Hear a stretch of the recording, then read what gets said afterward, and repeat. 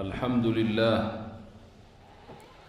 نحمده سبحانه أن هدانا للإسلام وجعلنا بفضله ورحمته من أمة خير الأنام، وأشهد أن لا إله إلا الله وحده لا شريك له الملك العلام، وأشهد أن سيدنا ونبينا محمدا عبده ورسوله خير من صلى وصام وقام، صلوات الله وسلامه عليه وعلى سائر الأنبياء وآل كل منهم وصحابتهم أجمعين.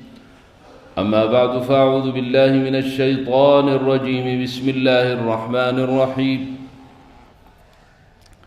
وما هذه الحياة الدنيا إلا لعب ولهو، وللدار الآخرة خير للذين يتقون، أفلا تعقلون. وقال ربنا جل جلاله: فما أوتيتم من شيء فمتاع الحياة الدنيا وزينتها، وما عند الله خير وأبقى، أفلا تعقلون. وفي حديث عن النبي صلى الله عليه وسلم يقول النبي صلى الله عليه وآله وسلم: من أحب أن يزحزح عن النار ويدخل الجنة فلتأته منيته وهو يؤمن بالله واليوم الآخر، وليأتي إلى الناس الذي يحب أن يؤتى إليه، أو كما قال عليه الصلاة والسلام: أما بعد، عباد الله، أوصيكم ونفسي بتقوى الله وطاعته. وفي هذا الحديث جمع النبي صلى الله عليه وسلم، وقد أوتي جوامع الكلم، ما فيه خير وصلاح هذا الإنسان، فإنه ما من أحد يؤمن بالله ويؤمن بالآخرة إلا ويحب أن يزحزح، أن يبعد عن النار ويدخل الجنة. فمن أحب ذلك فعليه أن يتخذ هذا الطريق. أما الأول فلتأته منيته، ألياته أجله، يأتيه الموت وهو يؤمن بالله واليوم الآخر، وهو في حال الإيمان بالله وباليوم الآخر. هذه علاقته بينه وبين ربه. أما علاقته بينه وبين الخلق وليأتي إلى الناس الذي يحب أن يؤتى إليه. وبتلك الخصلتين، هاتين الخصلتين، ينجو العبد المؤمن من عذاب الله ويدخل الجنة. فأما الخصلة الأولى فهو الإيمان بالله والثبات على هذا الإيمان بالله واليوم الآخر، وأخذ الأسباب. الخواتيم بيد الله، ولكن أخذ الأسباب بأن يختم لك أيها الإنسان بالإيمان وبالإسلام وبالسعادة، كما قال ربنا جل جلاله: ولا تموتن إلا وأنتم مسلمون. الإيمان بالله على الوجه الأكمل الذي يريده الله، أن تؤمن بالله ربك الذي خلقك وما كنت شيئا، أوجدك من العدم، رباك من الصغر، كساك من العري، أطعمك من الجوع. خلقك الله من نطفة من ماء مهين، ثم كنت علقة، ثم مضغة، جنينا صغيرا في بطن أمك. لا يعلم بك أحد ممن انشغلت بهم الآن عن ربك. ما أحد كان يعلم بحالك إلا ربك الذي رباك وأحاطك بلطفه وإحسانه جل جلاله. نسيت ذلك فذكرك ربك رب العالمين: يا أيها الإنسان ما غرك بربك الكريم الذي خلقك فسواك فعدلك في أي صورة ما شاء ركبك. يا أيها الإنسان خطاب لك أيها الإنسان كائنا من كنت، بأي مستوى وبأي سن كنت، أنت أيها الرجل الكبير ذو المكانة والمهابة والأهل والأولاد والعيال تأمر وتنهى، قد مر بك ذلك الزمن وما كنت إلا نطفة، وما كنت إلا علقة، دما متجمدا عالقا في جدار رحم أمك، عرضا لأن تسقط بحركة من حركات أمك، لولا لطف ربك وإحسانه فحفظك وحولك إلى المضغة، ثم من المضغة إلى عظامك، نفس عظامك خلقها رب العالمين، وكسى العظم لحما وكسى اللحم جلدا، وشق سمعك وبصرك، ووهب لك الحياة، نفخ فيك الروح فحييت بقدرته، والحي يحتاج إلى طعام فما تركك إلى غيرك ولا وكلك إلى أحد، ربط بين سرتك وبين أمعاء أمك، فكنت تقتات قوتك من هناك بترتيب من ربك جل جلاله الذي هو يطعم ولا يطعم، أطعمك هناك حيث لا تصل إليك الأيادي ولا يعرفك أحد، ولا لأحد من الخلق له أمر في أمورك، فرباك رب العالمين حتى إذا اكتملت مدتك في بطن أمك أذن لك بالخروج إلى هذا العالم. نعم، أذن لك بالخروج إلى عالم فسيح وسعه لك، أذن لك أن تقدم إلى أرض بسطها لك بقدرته وجعلها واسعة بحلمه وإحسانه، وأقرها رب العالمين فمنعها من التزلزل والتمايل. إن الله يمسك السماوات والأرض أن تزولا ولئن زالتا إن أمسكهما من أحد من بعده. فقدمت إلى هذا الأرض بعد أن هيأها لك رب العالمين وجعل فيها أسباب معيشتك وقوتك. ولقد مكناكم في الأرض وجعلنا لكم فيها معايش قليلا ما تشكرون. خرجت من بطن أمك أضعف ما تكون من خلق الله، أجهل ما تكون من خلق الله، والله أخرجكم من بطون أمهاتكم لا تعلمون شيئا، لا علم لك البتة، فعلمك رب العالمين وجعل لك السمع والبصر والفؤاد. فكر أيها الإنسان، كم قيمة هذه النعم، كم قيمة سمعك وبصرك، وكم قيمة فؤادك وعقلك. سمعك وبصرك عين واحدة من عينيك تستبدل بها ملء الأرض ذهبا، ثم إن قلت نعم فيؤخذ منك العينين البصر تستبدل بها ملء الدنيا، لن تفعل أبدا. سمعك كم قيمته؟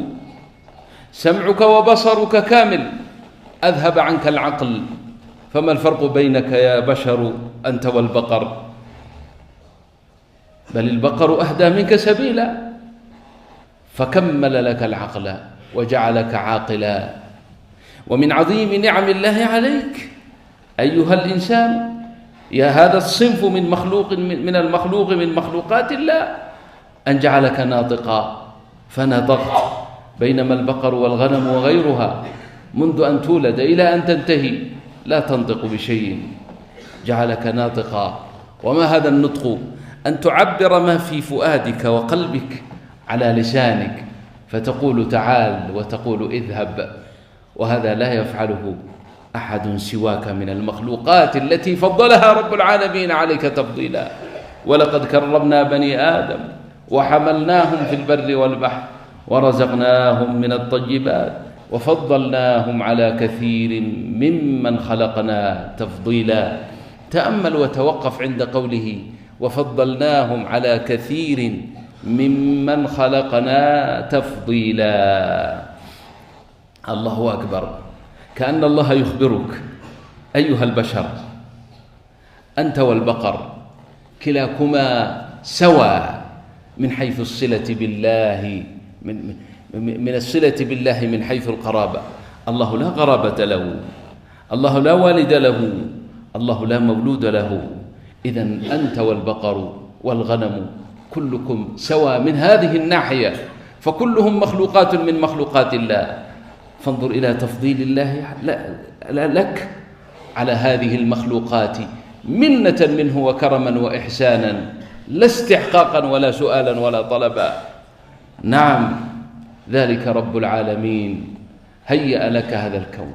خرجت من بطن أمك، طعام أهل بيتك في ذاك اليوم لا يصلح لك، لا تأكل اللحم والخبز والطماطم والخيار، فطعام الكبار ليس بصالح لك، فأجرى لك من ثدي أمك لبنا من صنعه لا إله إلا هو، وعلمك كيفية الرضاعة، والخلق كلهم لا يستطيعون أن يعلموك ولا أن يفهموك. ذلك ربك الذي يجب أن تؤمن به وحده لا شريك له، لا تشرك به شيئا، تؤمن به وتتيقن عليه، وتعلم أنه كما تولى أمرك وأنت جنين في بطن أمك، تولى أمرك يوم خروجك من بطن أمك، أجرى لك اللبن من ثدي أمك بقدرته وحوله لا إله إلا هو، كما تولى أمرك وأنت هكذا ضعيف، فهو المتولي لأمرك في حياتك كلها.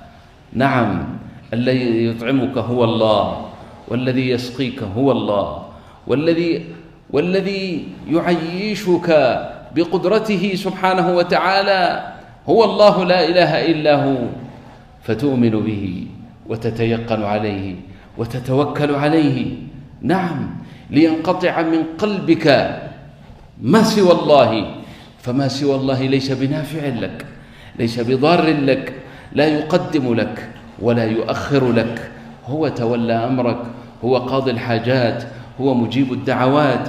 فتضرع إلى الله، فأيما حاجة لك وأيما مصيبة أصابتك الجأ إلى الله قبل أن تتفكر في مخلوق، فهو الذي يقضي حوائجك.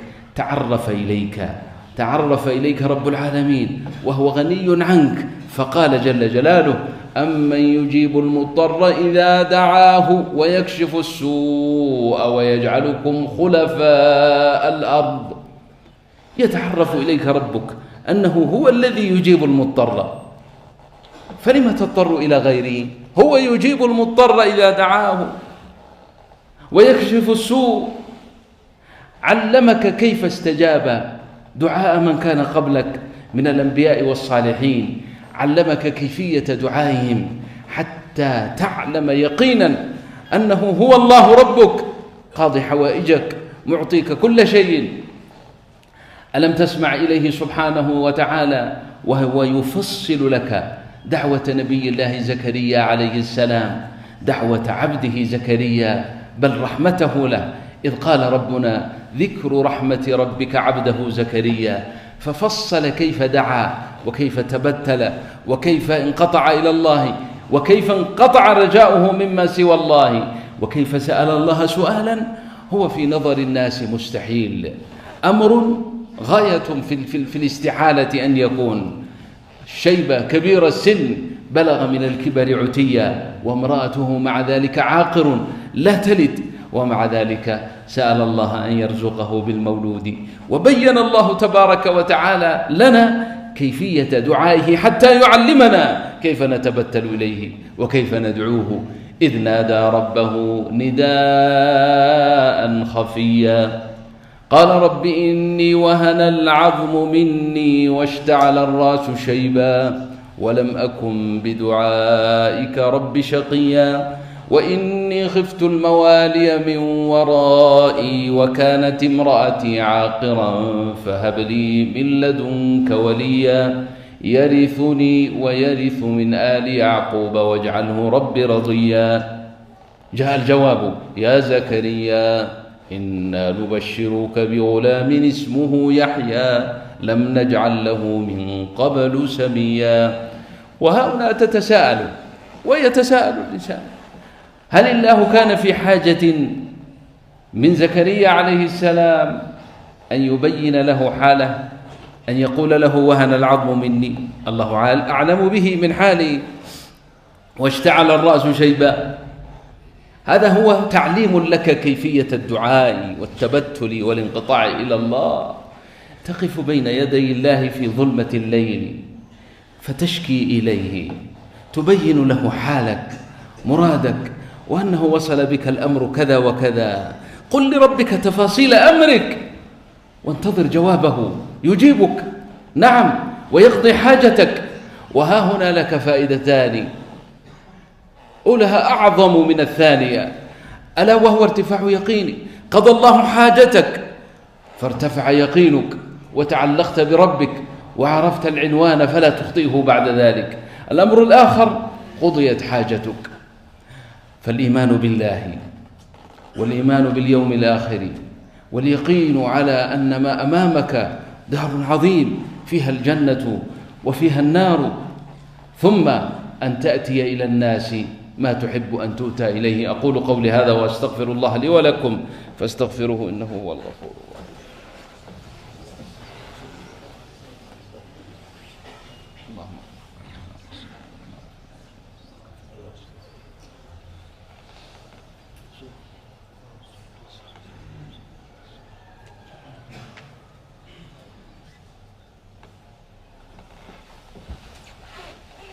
الحمد لله وكفى وسلام على عباده الذين اصطفى، وأشهد أن لا إله إلا الله وحده لا شريك له، وأشهد أن سيدنا ونبينا محمدا عبده ورسوله صلى الله عليه وعلى آله وأصحابه وبارك وسلم تسليما كثيرا. ثم أما بعد، عباد الله، أوصيكم ونفسي بتقوى الله وطاعته، وأعود فأقول وهذا هو الأهم: أيها المريض، شفاؤك بيد الله. الله لا يعجز عن شفاء مرضك، فاضرع إلى الله تعالى أن يكشف عنك البلاء، واعلم يقينا جازما أنه ليس بينك وبين قضاء حاجتك وهي شفاؤك من ربك إلا ضعف يقينك. أما والله لو قوي يقينك وتوكلت على ربك فالمرض كله عند الله سواء، لا فرق بينه، لا فرق عند الله بين مستصعب المرض وبين مستسهله، بين الزكام والسرطان مثلا. الله لا فرق عنده بين ذلك كله. يحيي ميتا فكيف لا يشفي مريضا، يحيي ميتا فكيف لا يشفي مريضا. الجأ إلى الله وتوكل عليه، خذ من الأسباب والتطبب ما شئت، لكن ليكن يقينك جازما أن الذي يشفيك هو الله، لا شفاء إلا شفاؤه. أيها المضطر بأي ضرورة من ضرورات حياتك، الجأ إلى الله. يا من حرم المولود، تعلم ما علمك الله من التضرع إلى الله عز وجل وسؤاله، ولا يستعصين عليك هذا الأمر، ولا تظنن أن الله عاجز عن أن يعطيك من خزائنه جل جلاله. وإن من شيء إلا عندنا خزائنه وما ننزله إلا بقدر معلوم. فاليقين على الله والثبات على ذلك هو السبب في أن يتوفاك الله مسلما وتلقى الله تعالى غدا مسلما فتسعد سعادة أبد الآبدين. وأقول أيها الإخوة الكرام، الجملة الثانية من الحديث: وليأتي إلى الناس الذي يحب أن يؤتى إليه به سلامة دينك وسلامة عملك الذي تعمله في الليل والنهار من صلاة وصيام وزكاة وطاعة لله لن يسلم لك ولن يصل إليك نفعه يوم القيامة إلا إذا أديت حقوق خلق الله. إيت إلى الناس ما تحب أن تؤتى إليه. إنك تحب أن يؤتى إليك بالاحترام والإكرام، فأكرم الناس واحترمهم. إنك تحب إن غبت عنهم أن يحفظوا غيبتك فلا يذكروك بسوء، فافعل كذلك بالآخرين. تحب أن توصل فأوصل الناس، تحب أن تكرم فأكرم الناس، تحب أن لا يساء إليك وأن لا يشار إليك بالعيب، فافعل كذلك. إيت إلى الناس الذي تحب أن تؤتى إليه، وبهذا تصل إلى حسن الأخلاق الذي به كمال إيمانك. وكما قال النبي صلى الله عليه وسلم: ما من شيء أثقل في ميزان العبد يوم القيامة من حسن خلقه، أو كما قال عليه الصلاة والسلام. وفي الحديث أيضا: إن المؤمن ليدرك بحسن خلقه درجة الصائم القائم. والكل يعلم حديث المفلس الذي أفلس من كل شيء، كان عنده جبال من الأعمال الصالحات من صلاة وصيام وقيام وحج وما إلى ذلك، وأتى يوم القيامة، ولكن بما أنه لم يؤتي إلى الناس الذي يحب أن يؤتى إليه، وبما أنه ظلم الناس حقوقهم، فسفك دم هذا وأكل مال هذا وضرب هذا وشتم هذا، فاصطف غرماؤه عند الله، فوزعت حسناته عليهم فلم يبق منها شيء، ثم أخذت من سيئاتهم فطرحت عليه ثم طرح في النار والعياذ بالله. ذلك المفلس الذي أتى. والمفهوم في الحديث: من يأتي يوم القيامة بصلاة وصيام، أنه قد أتى بها، يعني استكمل شروط الإتيان بها عند الله، وكانت كفيلة بنجاحه وجوازه من النار ودخوله الجنة. ولكنه لأنه ظلم الناس ذهبت هذه الأعمال الصالحة هباء، بل ذهبت إلى غيره وأخذ هو سيئات غيره فدخل بها نار جهنم.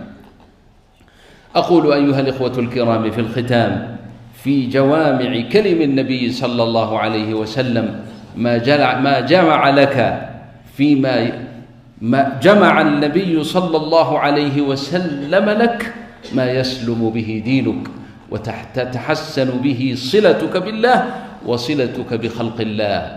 من أحب أن يزحزح عن النار ويدخل الجنة فلتأته منيته وهو يؤمن بالله واليوم الآخر، وليأتي إلى الناس الذي يحب أن يؤتى إليه. صلوا وسلموا على الرسول الكريم. إن الله وملائكته يصلون على النبي يا أيها الذين آمنوا صلوا عليه وسلموا تسليما. اللهم صل وسلم وبارك على عبدك ورسولك محمد وعلى آله وأصحابه، وارض اللهم عن السادة الخلفاء ساداتنا أبي بكر وعمر وعثمان وعلي، وارض اللهم عن أزواجه الطاهرات أمهات المؤمنين، وعن آل بيت نبينا الطيبين الطاهرين، وعن المهاجرين والأنصار ومن تبعهم بإحسان إلى يوم الدين، وعنا معهم بمنك وكرمك ورحمتك يا أرحم الراحمين. اللهم أعز الإسلام والمسلمين وأذل الشرك والمشركين ودمر أعداء الدين يا رب العالمين. اللهم اغفر لنا ولوالدينا وارحمهم كما ربونا صغارا، وأصلح لنا في ذرياتنا وتب علينا إنك أنت التواب الرحيم. اللهم اشف كل مريض منا ومريضة، اللهم اشف كل مريض منا ومريضة، اللهم اشف مرضى المسلمين، عاف المبتلين، اكشف الضر عن المكروبين، ارحم أموات المسلمين، وارحم أهل القبور من إخواننا المسلمين، ولا تفتنا بعدهم يا رب العالمين. رب اغفر وارحم وأنت خير الراحمين. عباد الله، إن الله يأمر بالعدل والإحسان وإيتاء ذي القربى وينهى عن الفحشاء والمنكر والبغي يعظكم لعلكم تذكرون. وأقيموا الصلاة.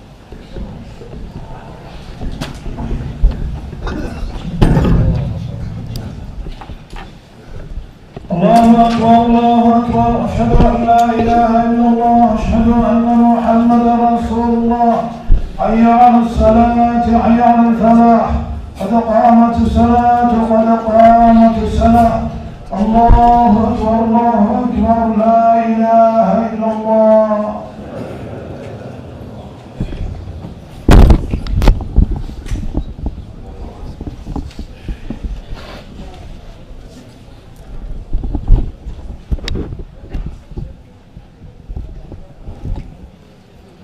استووا اعتدلوا تقاربوا تراصوا.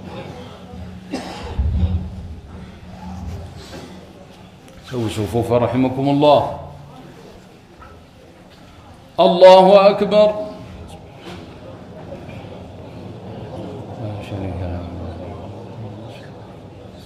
بسم الله الرحمن الرحيم. الحمد لله.